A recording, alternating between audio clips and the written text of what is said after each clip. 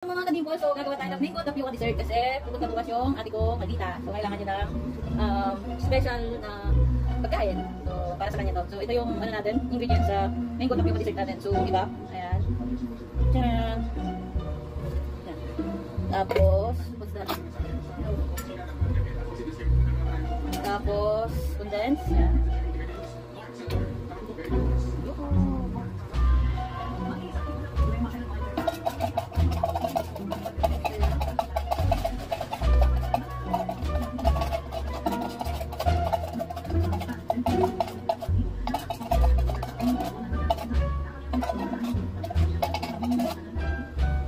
Tapos, ang ating all-purpose.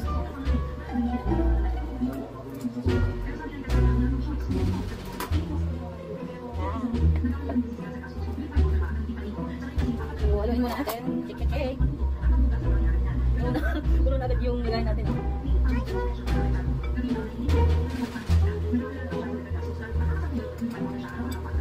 Mango tapioca dessert.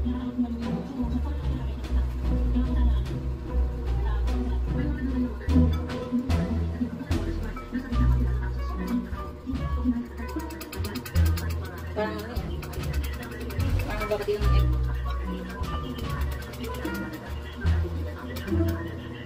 So lalagay ko po yung ito yung mango na yung buto. Yung gusto din siya para mampalasa din yun. So yan. Tapos ito yung mga akya natin. So inano ko siya ng ganito. Yan. Hiniwa siya ng kutsilyo din. Pagkirahin na lang. Yan. Yan.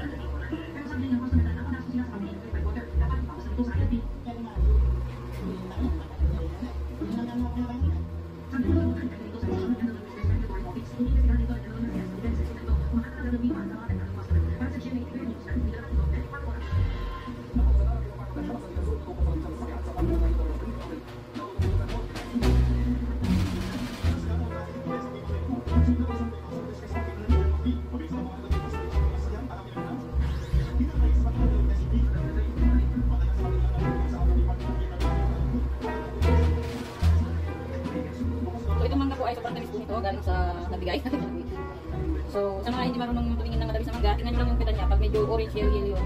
Basta hindi makapula yung pagkayo, tulad yung ganito, garantisado matamis yan. So, ayan. Look at this. Wow! Diba? Naku. Ang sarap! Parang ako, ang sarap.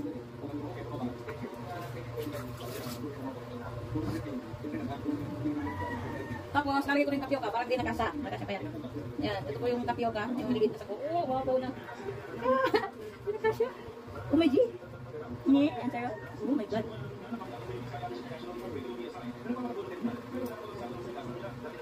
Wow. Look at this. Look at this, guys. Wow. Diba? So, yan na siya, guys. Oh.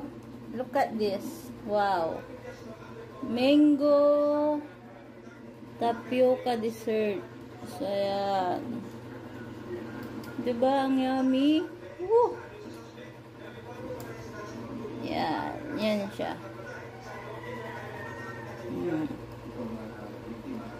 Ang creamy, ang yummy, ang sarap. Parang ako. So, ayan. So, ilagay natin siya sa lagayan. May mga lagayan ako.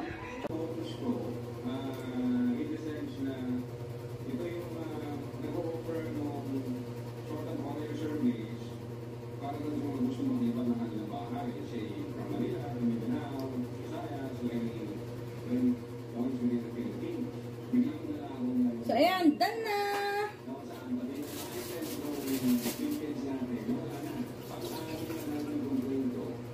Look at it, guys. Wow. So, ayan ang ating tapioca mango dessert. So, lalagyan ko ng takip at lalagay ko na sa ref. So, yan. Ang aking pagkain. So, abasto, kung tawagin sa Pangasinan, abasto. So, ayan po. Tana. Hey guys. So, tagal-tagal din akong may dessert. So, ayan. Charan!